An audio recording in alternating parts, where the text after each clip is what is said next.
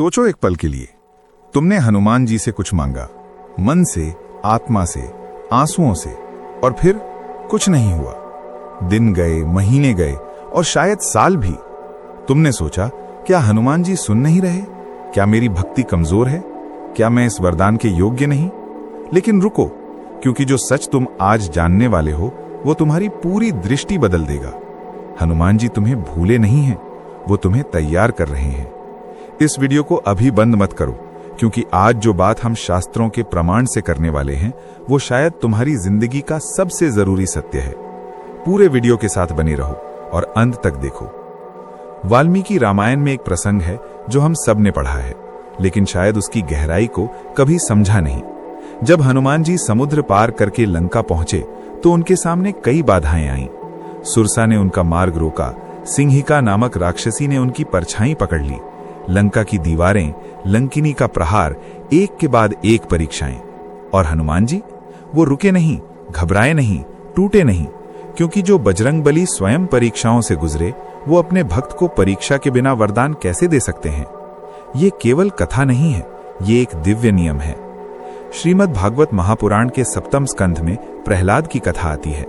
प्रहलाद ने भगवान से कुछ नहीं मांगा था, न धन, न राज्य, न सुरक्षा, लेकिन उनके पिता हिरण्यकशिपु ने उन्हें अग्नि में डाला, हाथियों से कुचलवाया, विष दिया, पर्वत से गिराया। हर बार भगवान ने बचाया, लेकिन तुरंत नहीं, प्रत्येक परीक्षा के बाद। क्यों? क्योंकि भगवान को पता था कि प्रहलाद की भक्ति को संसार के सामने प्रमाणित होना है। वो भक्ति जो परीक्षा में भी न टूटे, वही सच्ची भक्ति है। और हनुमान जी इसी परंपरा के संवाहक हैं। तुलसीदास जी ने हनुमान चालीसा में लिखा, भूत पिशाच निकट नहीं आवे, महावीर जब नाम सुनावे। हनुमान जी महावीर हैं, महान वीर, और एक महान वीर अपने शिष्य को, अपने भक्त को कमजोर नहीं बनाता, वो उसे भी वीर बनाता है। जब तुम हनुमान जी से मनोकामना मांगते हो तो वो पहले देखते हैं कि क्या ये भक्त इस वरदान को संभाल सकता है, क्या ये व्यक्ति उस शक्ति के योग्य है जो वो देने वाले हैं। और यहीं से शुरू होती है परीक्षा। अब एक क्षण के लिए अपने भीतर झांको। जब तुमने कुछ मांगा और नहीं मिला, तुमने क्या किया? क्या तुम हनुमान जी से दूर हो गए? क्या तुमने भक्ति छोड़ दी, या तुम और गहरे उनसे जुड़ गए? यही वो प्रश्न है जो हनुमान जी पूछ रहे हैं। तुम्हारी मनोकामना नहीं रुकी है, तुम्हारी परीक्षा चल रही है। रामचरितमानस के किष्किंधा कांड में एक अत्यंत महत्वपूर्ण प्रसंग है।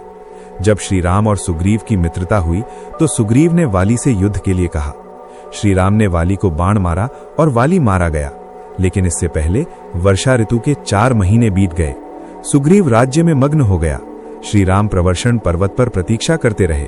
और हनुमान जी, उन्होंने धैर्य रखा, उन्होंने परिस्थिति को समझा। फिर उन्होंने सुग्रीव को जगाया, लक्ष्मण के क्रोध को शांत किया और कार्य को आगे बढ़ाया। इस पूरे प्रसंग में हनुमान जी का धैर्य ही वो स्तंभ था जिस पर सेतु बंधन का आधार टिका। यदि हनुमान जी स्वयं अधीर हो जाते तो सीता माता की खोज कभी नहीं होती। धैर्य केवल प्रतीक्षा नहीं है, धैर्य एक साधना है, धैर्य एक तप है। और हनुमान जी जब तुम्हारे धैर्य की परीक्षा लेते हैं, वो तुम्हें उसी तप से गुजारते हैं जिससे वो स्वयं गुजरे थे। अथर्ववेद में कहा गया है, तपसा ब्रह्म विजिज्ञासस्व, तप से ब्रह्म को जानने की इच्छा करो। तप का अर्थ केवल कठोर साधना नहीं, तप का अर्थ है उस स्थिति में भी स्थिर रहना जब सब कुछ विपरीत हो, जब मनोकामना देर से पूरी हो, जब मार्ग कठिन हो, जब संसार तुम्हें निराश करे और तुम फिर भी हनुमान जी के चरणों में टिके रहो। यही तप है, यही वो अग्नि है जिसमें तुम्हारा अहंकार जलता है, तुम्हारी कमजोरियां जलती हैं और एक नया परिष्कृत व्यक्तित्व उभरता है जो उस वरदान को पाने के योग्य है। और अब वो क्षण आता है जो तुम्हें भीतर तक हिला देगा। सुंदरकांड में हनुमान जी जब लंका पहुंचते हैं और सीता माता को अशोक वाटिका में देखते हैं तो वो उनके सामने तुरंत प्रकट नहीं होते। वो एक पेड़ पर बैठकर रामायण गाते हैं, धीरे धीरे, सावधानी से। वो जल्दबाजी नहीं करते, क्योंकि यदि वो जल्दी करते, यदि वो अधीर होते तो सीता माता भयभीत हो जाती, लंका में अफरा तफरी मच जाती और कार्य असफल हो जाता। उनका धैर्य ही वो कुंजी था जिसने असंभव को संभव बनाया। हनुमान जी तुम्हें यही सिखाते हैं। जब तुम्हारी मनोकामना की पूर्ति में विलंब होता है, वो वास्तव में तुम्हारे लिए सही समय, सही परिस्थिति और सही योग्यता तैयार कर रहे होते हैं। जो वरदान तुम्हें आज मिलता वो शायद तुम्हें तोड़ देता, जो कल मिलेगा वो तुम्हें संपूर्ण बनाएगा। स्कंद पुराण में हनुमान जी के जन्म की कथा में एक रहस्य छुपा है। बाल हनुमान ने जब सूर्य को फल समझकर निगलने का प्रयास किया तो इंद्र ने वज्र से प्रहार किया। हनुमान जी मूर्छित हो गए। पवन देव ने क्रोध में वायु रोक ली। सृष्टि संकट में पड़ गई। तब देवताओं ने हनुमान जी को अनेक वरदान दिए, लेकिन ये वरदान एक शिशु को नहीं दिए गए थे। ये वरदान उस व्यक्तित्व को दिए गए थे जिसने बिना भय के सूर्य की ओर उड़ान भरी थी। उस साहस की, उस निर्भयता की, उस जिजीविषा की पुरस्कृति हुई। तुम भी जब साहस के साथ, विश्वास के साथ, धैर्य के साथ अपनी साधना करते हो, हनुमान जी उसे देख रहे हैं। वो प्रत्येक आंसू गिन रहे हैं, प्रत्येक प्रार्थना सुन रहे हैं, प्रत्येक मंगलवार, प्रत्येक शनिवार, प्रत्येक जय बजरंगबली, वो सब एक दिव्य खाते में जमा हो रहा है। महाभारत के वन पर्व में द्रौपदी और युधिष्ठिर का संवाद है। द्रौपदी कहती हैं, हे आर्यपुत्र, हम इतने धर्मशील हैं, फिर भी इतने कष्ट क्यों? युधिष्ठिर उत्तर देते हैं, धर्म का फल तत्काल नहीं मिलता। जो धर्म केवल फल के लिए किया जाए वो व्यापार है, भक्ति नहीं। भक्ति वो है जो फल न मिलने पर भी न टूटे। यही उत्तर हनुमान जी भी तुम्हें दे रहे हैं। तुम्हारी भक्ति को व्यापार नहीं बनने देना, उसे प्रेम बनने दो। और जब वो प्रेम शुद्ध हो जाए, वो मनोकामना अपने आप पूरी होती है। उपनिषदों में कहा गया है, श्रद्धावान लभते ज्ञानम।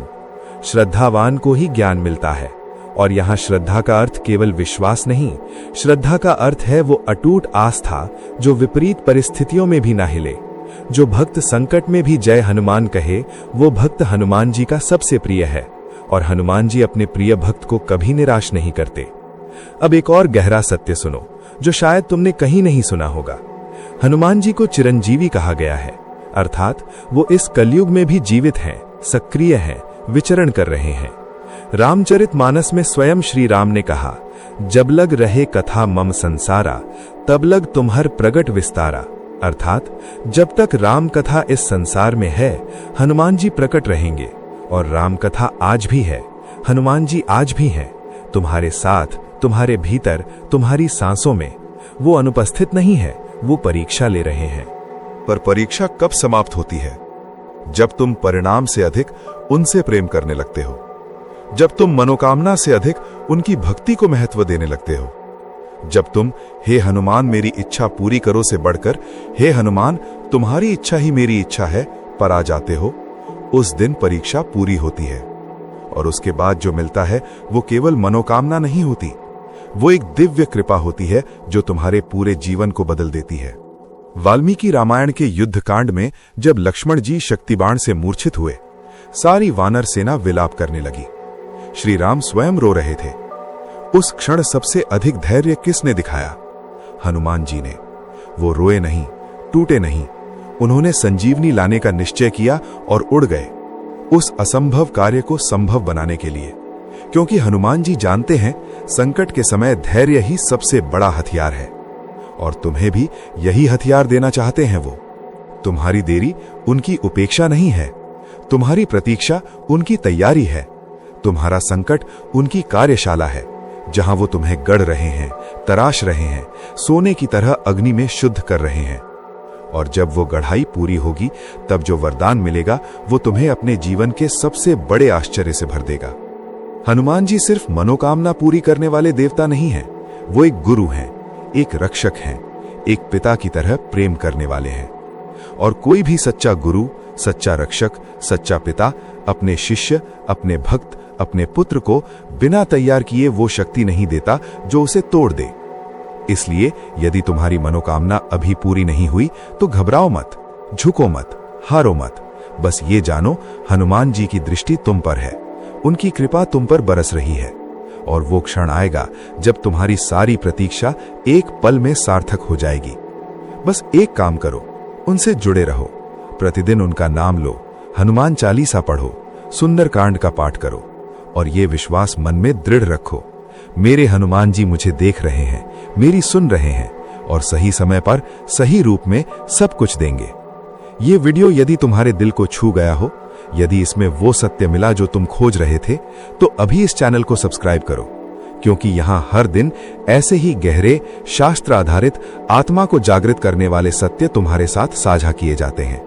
वेद, पुराण, उपनिषद, रामायण, महाभारत, इन सब के अनमोल रत्न तुम तक पहुंचाना हमारा संकल्प है।